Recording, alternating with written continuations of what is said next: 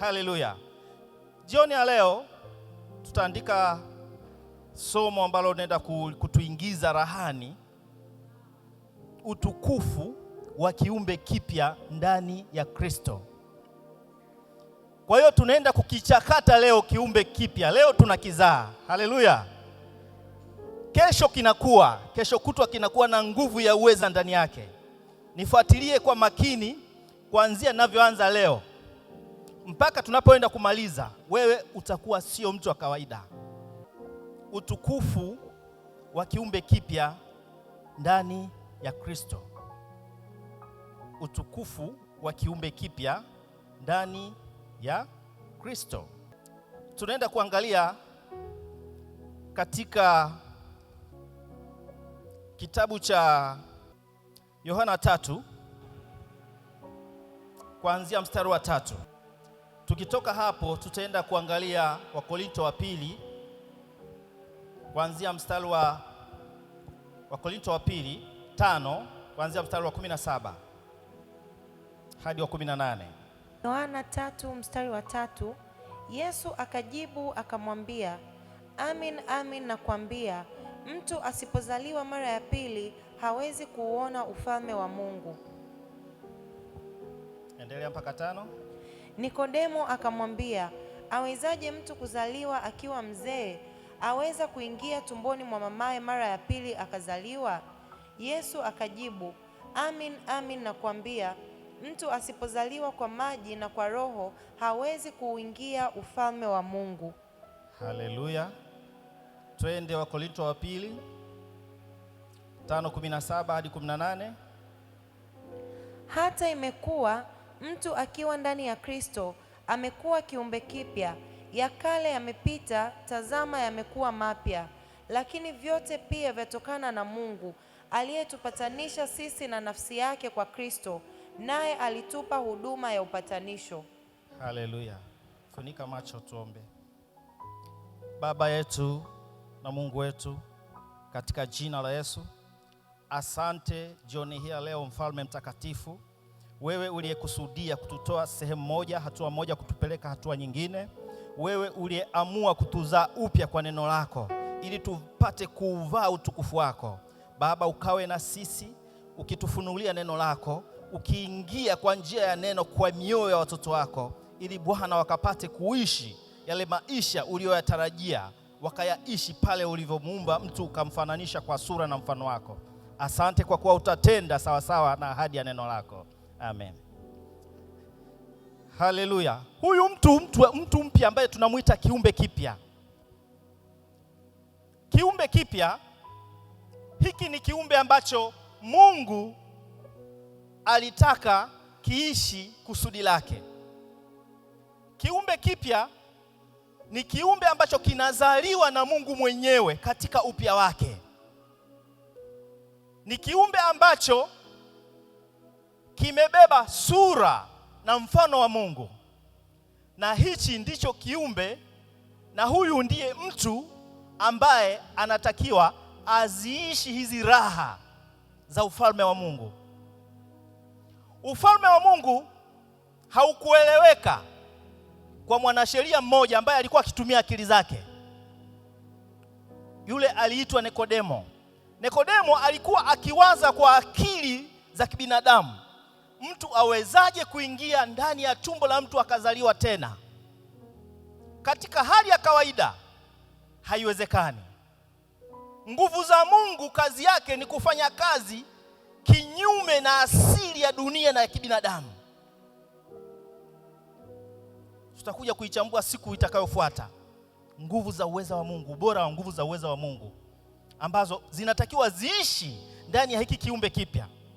Biblia inapotuambia kwamba sasa umekuwa kiumbe kipya, maana yake ni kwamba kilikuwepo kiumbe cha zamani, kilikuwa kikiishi, lakini sasa hichi kiumbe kinaenda kuzaliwa upya, kinazaliwa.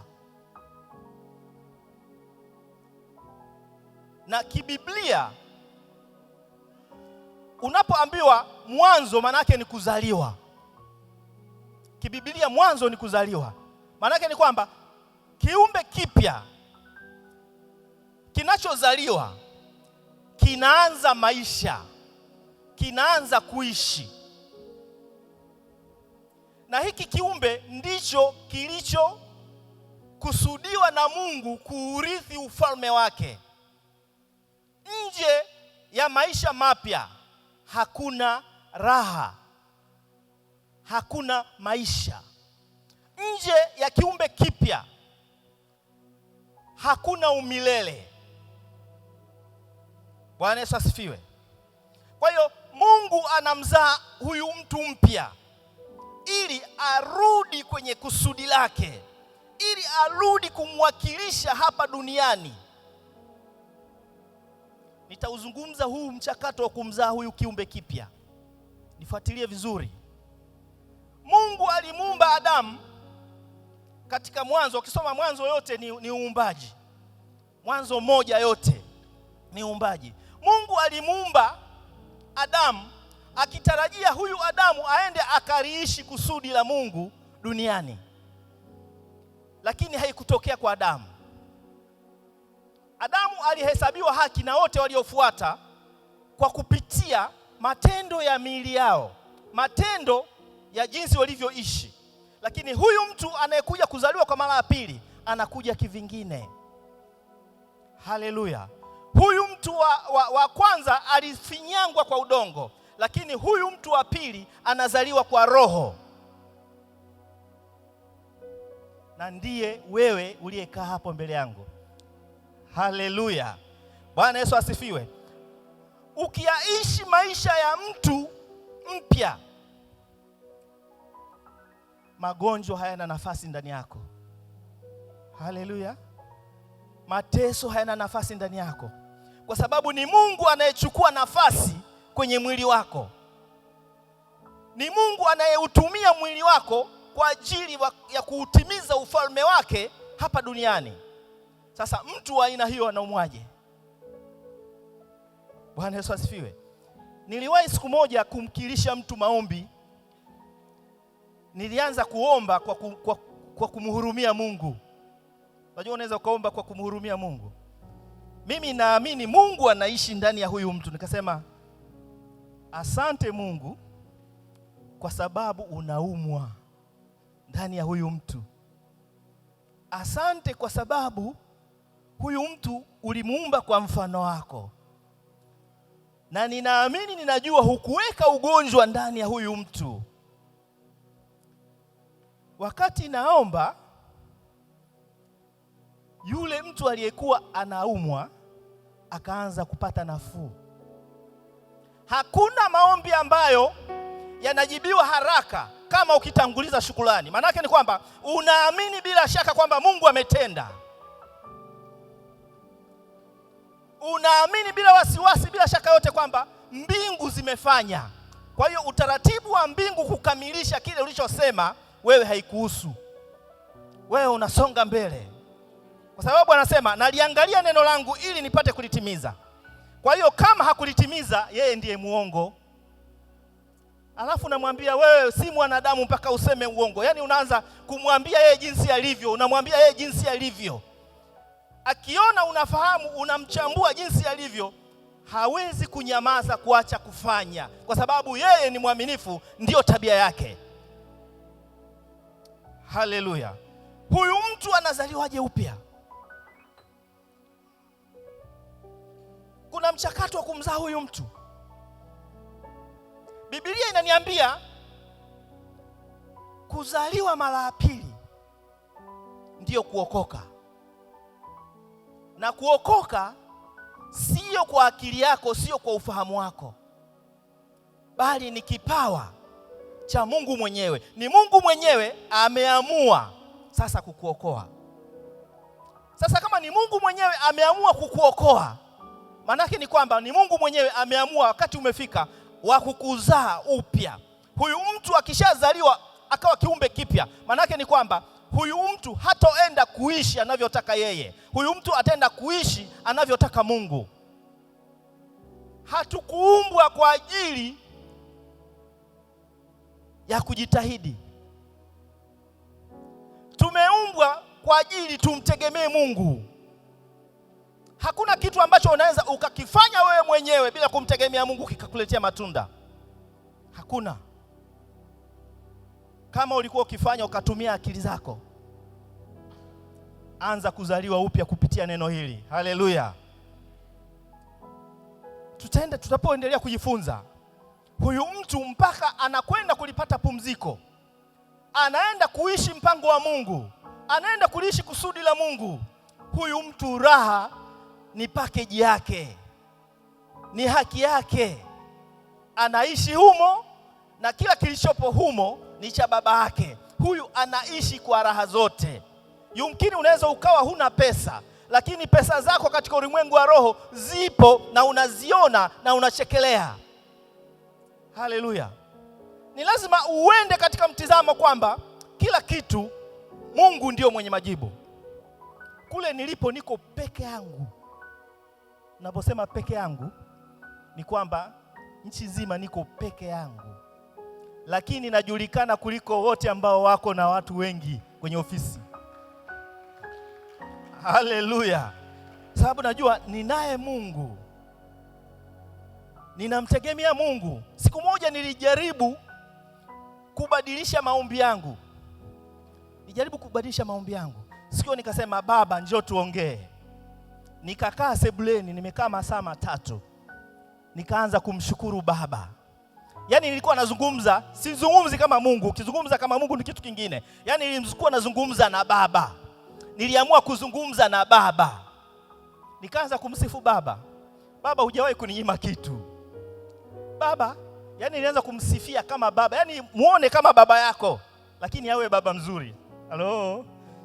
Awe baba mzuri. Wengine wanakosa maombi ya kuomba kuhusu baba kwa sababu akilinganisha baba wa duniani havilingani kabisa na baba huyo wa mbinguni alivyo. Haleluya. Kwa hiyo kama baba yako ni mzuri, amekukuza, yani unavyoona picha ya baba unamuona Mungu, unapomuona Mungu unamuona baba.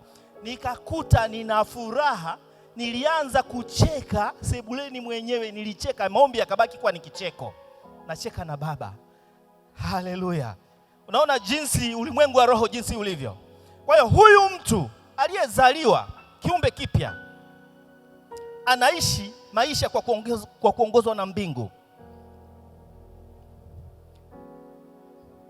Tusome Luka kuanzia 8. Luka 8 kuanzia mstari wa 10.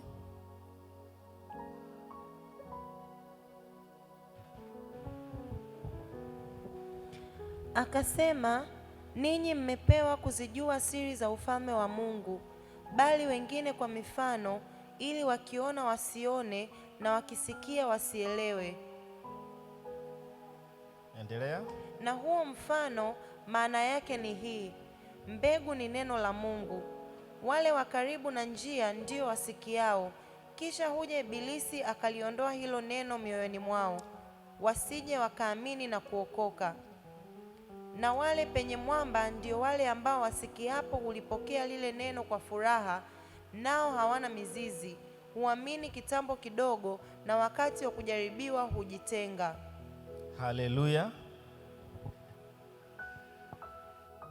Pigia mstari, hiyo mbegu ni neno.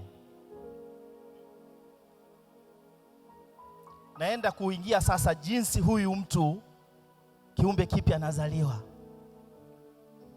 Hiyo mbegu ni neno. Mtu wa kwanza aliumbwa kwa kufinyangwa, lakini mtu wa pili aliumbwa kwa neno.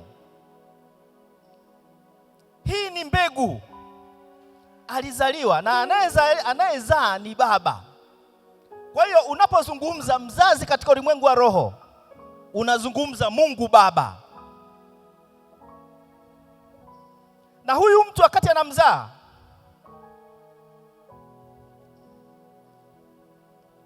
ikawa mbegu isiyoharibika. Kitendo cha kumthibitisha huyu mtu kwamba amezaliwa, amekuwa kiumbe kipya katika maisha baada ya kuokoka, kitendo cha kumthibitisha huyu mtu, kuna kitu kinaitwa ubatizo. Haleluya. Na huu ubatizo nao uzungumzia sio wa kupakwa maji, ni ule ubatizo wa maji mengi. Mungu wakati anamuumba mtu wa kwanza Adamu alitumia udongo, lakini alikuwa ametulia katika maji. Roho wa Mungu alikuwa ametulia katika maji, lakini huyu mtu mpya, kiumbe kipya, kwa ishara ya ubatizo anamzaa hiki kiumbe kipya, anauzika utu wa zamani kwa kumchovya mwili wote ndani ya maji. Anapomuinua anakuwa anamzaa upya. Kwa hiyo ule utu wa zamani unabaki kwenye maji, unainuliwa ule utu mpya. Anavyomnyanyua yule mtu, akimnyanyua moja kwa moja, anapomtamkia, maana yake ni kwamba neno linaanza kuishi ndani ya huyo mtu. Amekuwa kiumbe kipya, anaanza kuishi. Vitu vya asili ndio vinavyotumika kuumba hapa. Tunaona nature, anatumia ardhi, anatumia maji. Ardhi unaweza ukasema nayo, ukazungumza nayo. Hata maji unaweza ukasema nayo, kwa sababu ni neno. Neno kwa neno vinaweza vikasemezana. Huyu mtu amezaliwa kwa maji, anapoinuliwa, anapoanza kutamkiwa, anapozaliwa, anazaliwa na Baba. Na ndio maana Biblia inasema mnapobatiza, batizeni kwa jina la Yesu. Yumkini kuna wengine wanasema kwa jina la Baba na la Mwana na Roho Mtakatifu. Bado ni kitu kimoja. Haleluya. Hapo Utatu Mtakatifu umefanya nini? Umehusika katika kumzaa huyu mtu, umehusika katika kumuumba huyu mtu. Lakini sasa kwa jina la Yesu bado umezungumza, kwa sababu kwa jina la Yesu nafsi zote zinaishi ndani ya huyo Yesu. Anakuwa amezaliwa upya, anaanza kuishi. Huyu mtu akianza kuishi, haishi kwa mataka yake. Kwa hiyo kuzaliwa au kuingia rahani ni takwa la kimbingu kabisa. Kuzaliwa upya ni takwa la kimbingu. Na ndio maana Kristo anamwambia Nikodemo, usipozaliwa, manake ni lazima hutauona ufalme. Manake hutaona hii raha, hutaona hii package ya ufalme. Na hii package ya ufalme ukisoma katika Ibrania pale, ni kwa ajili ya waaminio, sio kwa kila mtu.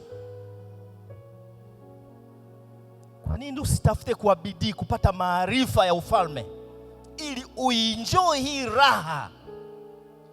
Haleluya. Bwana Yesu asifiwe.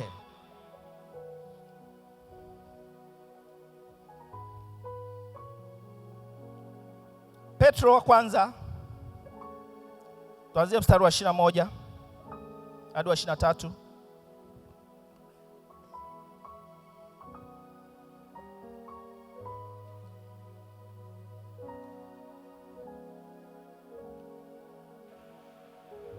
Tusome.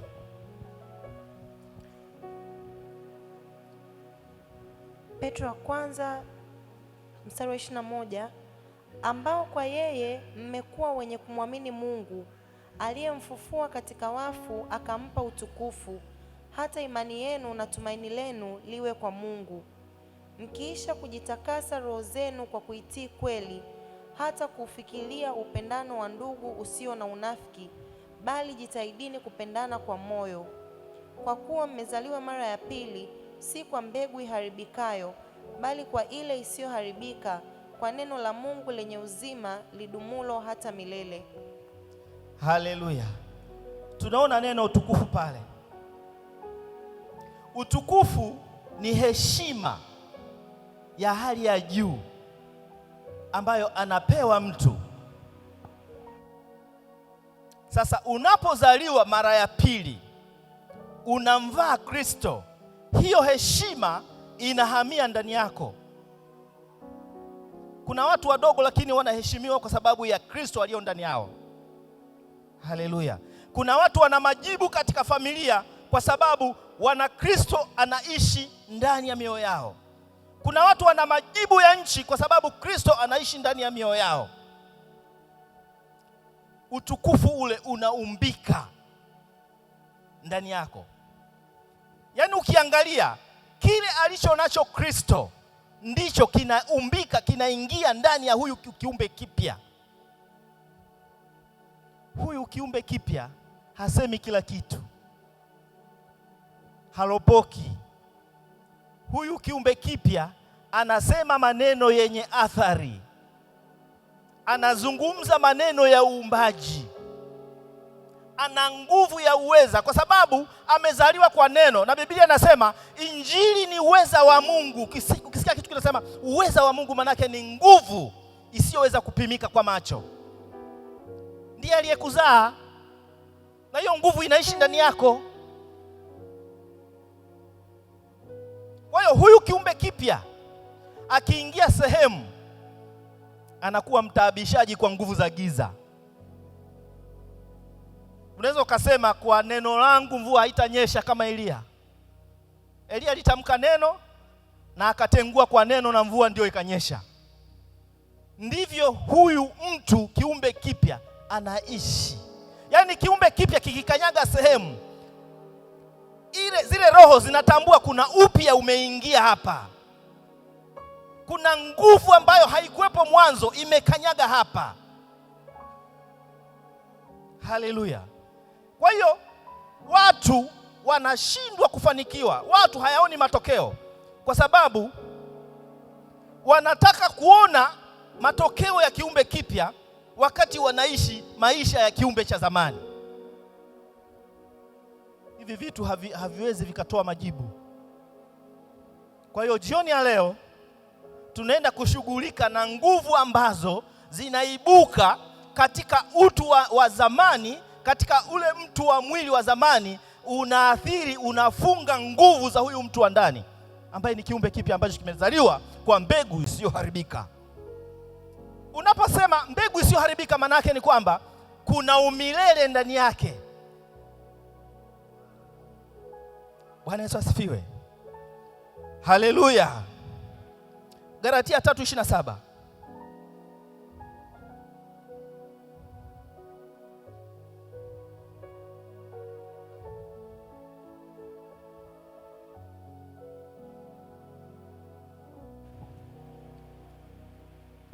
Maana ninyi nyote mliobatizwa katika Kristo mmemvaa Kristo. Haleluya. Wote waliozaliwa kuwa kiumbe kipya mmemvaa Kristo.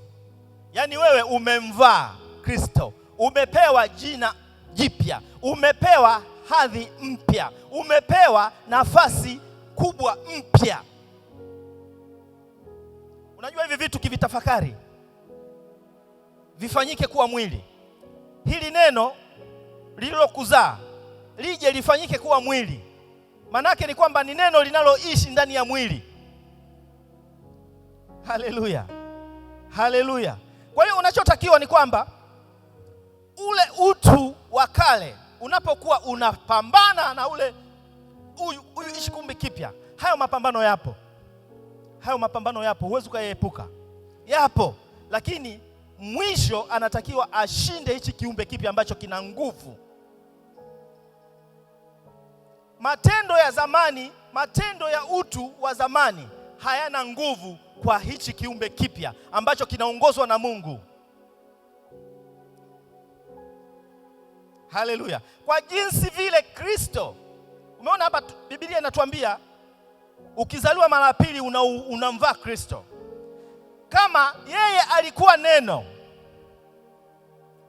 akakaa kwetu, manake ni kwamba na wewe ndio jinsi ulivyo. Akafanyika mwili, na wewe ndio jinsi ulivyo, ukafanyika mwili. Haleluya.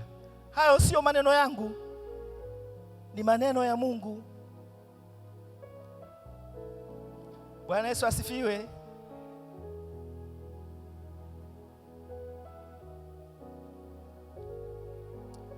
Yohana wa kwanza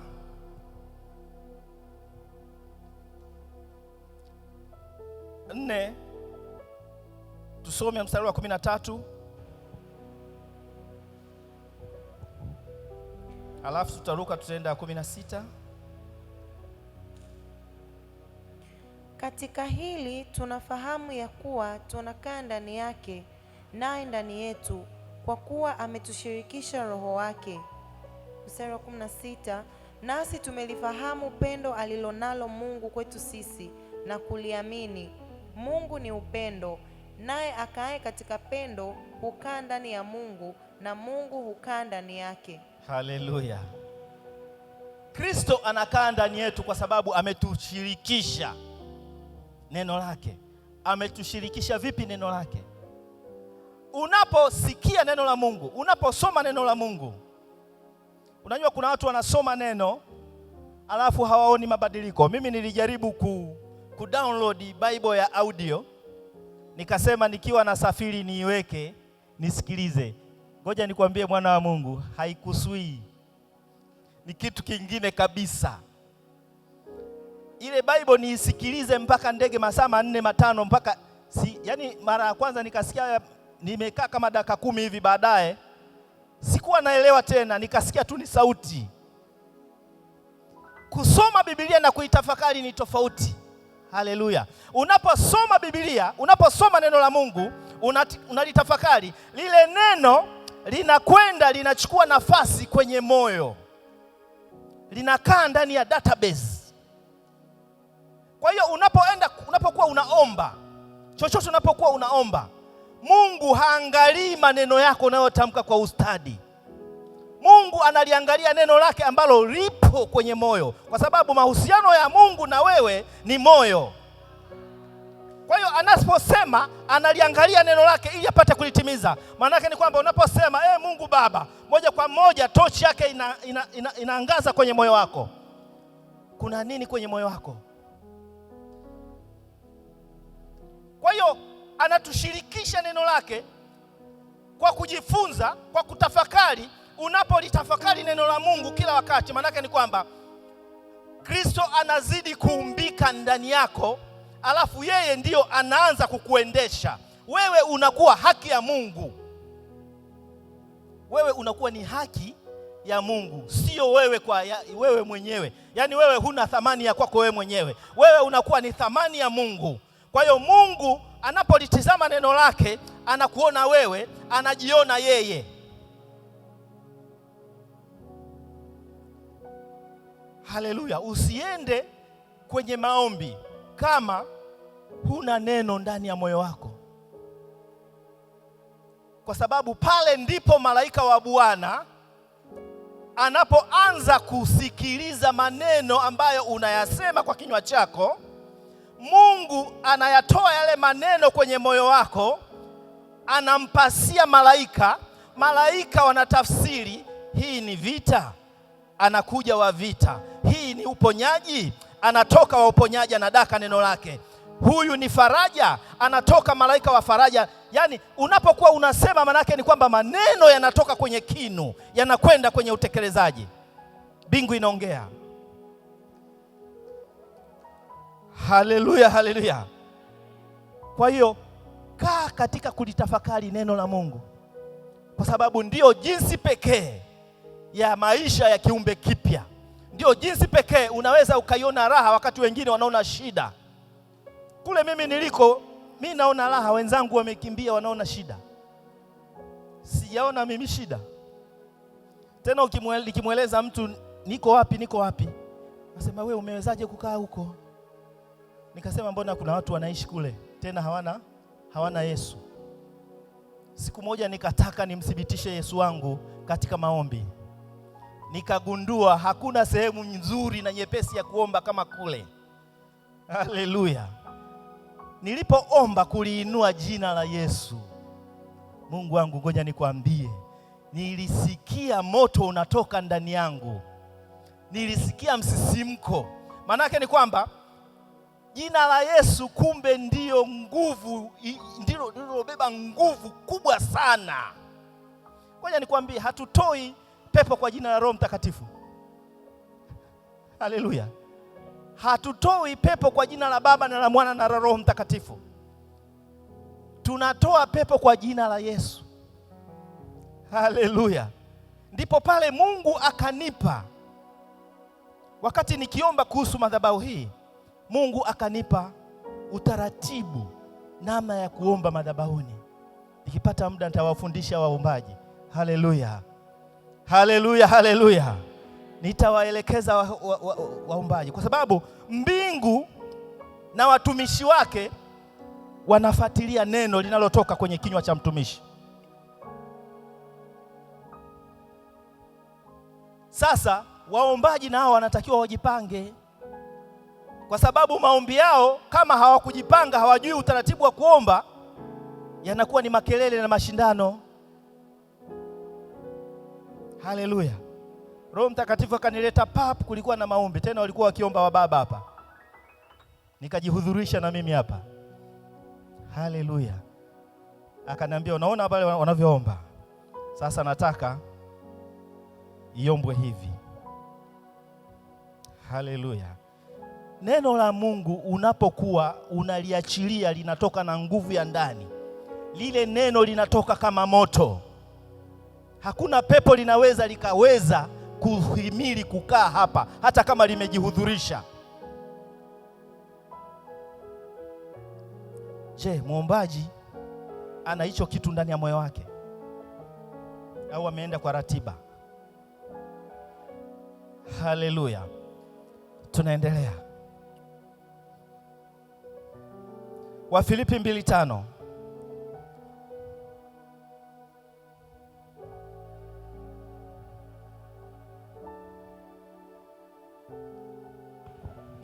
Iweni na nia hiyo hiyo ndani yenu, ambayo ilikuwamo pia ndani ya Kristo Yesu. Haleluya. Huyu mtu mpya, hichi kiumbe kipya, kinatakiwa kiwe na nia kama ya Kristo.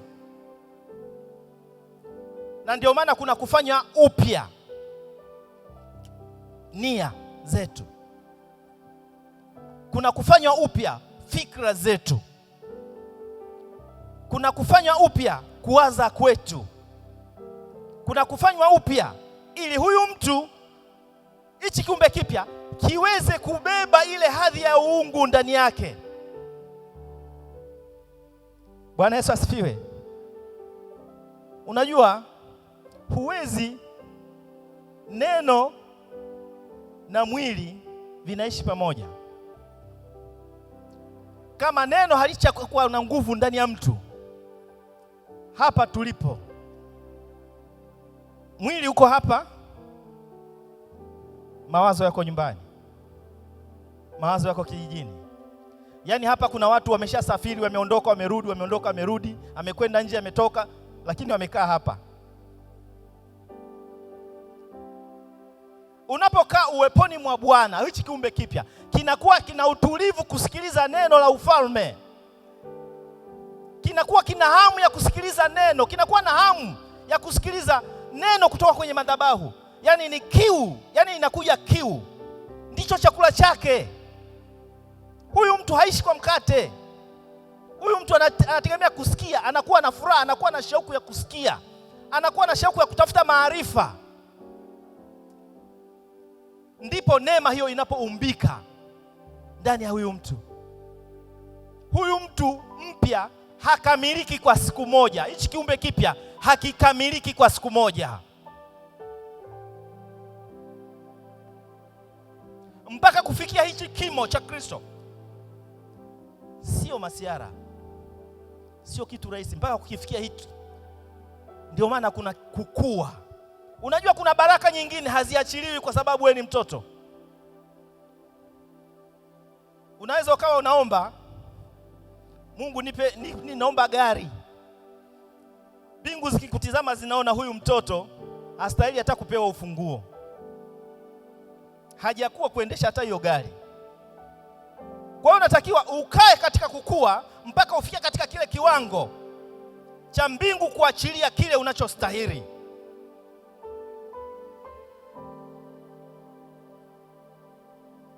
Mbingu haikuamini kwa sababu bado ni mdogo katika ulimwengu wa roho. Umekuwa kiumbe kipya, bado unakuwa, bado hujafikia kupewa majukumu. Na mbingu inapoachilia neno lake katika majira na nyakati, hilo neno linatakiwa litumike, lifanye kazi, litende kazi. Na ndio maana unapokula chakula, hichi chakula kinatoka, kinatumika. Si zaidi ya unapopata neno la Mungu na ufunuo, unatakiwa hilo neno ulitumie, alafu litoke, iingie neno jipya katika ulimwengu wa roho. Na yenyewe hivyo hivyo, unapokula ugali, ugali haukai milele. Haleluya. Ugali utaenda, utatoka. Na unapopewa neno la Mungu, unapozikusanya nguvu za Mungu pasipo kuzitumia, nguvu nyingine haziongezeki, kwa sababu kile ulichopewa bado hujakitumia. Unataka nguvu za Mungu zifanyie nini? Haleluya. Nguvu za Mungu ni kwa ajili ya ufalme, kwa ajili ya kutekeleza kazi za ufalme.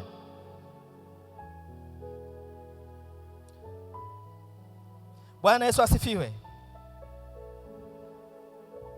Kwa hiyo katika kukua kwa hichi kiumbe kipya,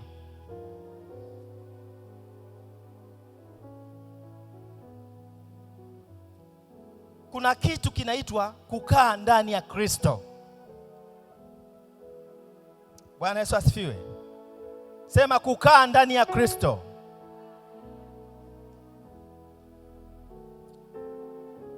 Tunakaaje ndani ya Kristo?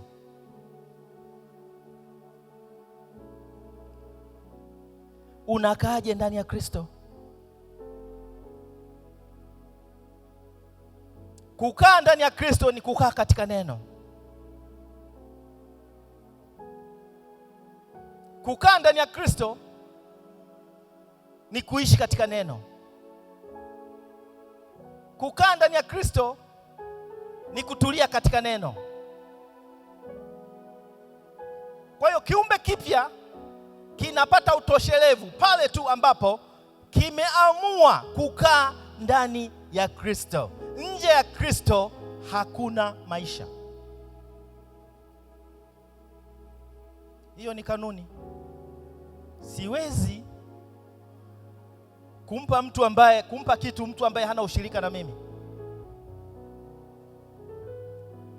Huna ushirika na Mungu, je, utashirikije vile vitu vya ufalme? Haleluya. Bwana Yesu asifiwe. Nyosha mkono wako wa kulia. Sema, Roho Mtakatifu, Roho Mtakatifu, umenizaa kwa neno lako. Unanifanya upya kwa neno lako. Unaniumba upya kwa neno lako. Simama mahala ulipo.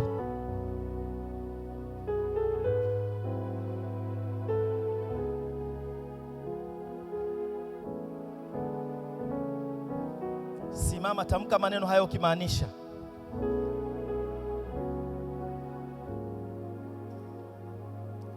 Weka mkono wako kwenye moyo kama ni ishara ya moyo wa Mungu, moyo wa ndani. Sema, Roho Mtakatifu, wewe umenizaa mimi. Umenizaa kwa mbegu isiyoharibika. Umenifanya upya kwa neno lako. Jioni ya leo nimetambua kwako ndiyo kuna uhai. Nimetambua kwako ndiyo kuna utukufu. Nimetambua kwako ndiyo kuna uzima wa milele. Nimeinua moyo wangu mbele zako. Wewe uchunguzaye mioyo, unaona mpaka kwenye vilindi vya moyo.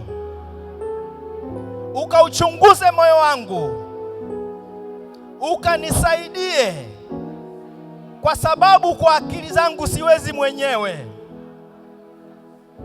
Ninajua siku zote ni wewe unitiaye nguvu. Ninaita nguvu zako za uweza zikaguse moyo wangu, ili nikairithi ile neema ya kiumbe kipya ulichokikusudia. Roho Mtakatifu, chukua nafasi ndani yangu, ongoza maisha yangu ili nikaione ile raha ulionikusudia uliponiumba. Roho Mtakatifu, nimeinua moyo wangu nikiwa tayari kupokea nguvu yako, kuinyang'anya mamlaka yako ihamie kwangu. Roho Mtakatifu, univae ndani yangu, univae ndani yangu, chukua nafasi ndani yangu. Kila kinachopingana na mtu wangu wa ndani kikose nafasi ndani ya maisha yangu. Kila nguvu za asili zinazonipinga ziniachie, kwa sababu mimi ni kiumbe kipya. Nimezaliwa kwa neno, ninaishi ndani ya neno. Ndivyo nilivyo. Jinsi Baba alivyo, ndivyo na mimi nilivyo. Roho Mtakatifu, Roho Mtakatifu, nahitaji neema yako. Naomba neema yako, naomba neema yako kutulia ndani yako. Naomba neema yako kuishi ndani yako. Naomba neema yako kutawala ndani yako, kuketishwa pamoja na wewe, kukaa pamoja na wewe. Roho Mtakatifu, nafsi yangu iko tayari kurudi kwenye nafasi yangu, kukaa kwenye nafasi yangu kwa nguvu yako ya ufufuo, kwa nguvu yako ya ufufuo.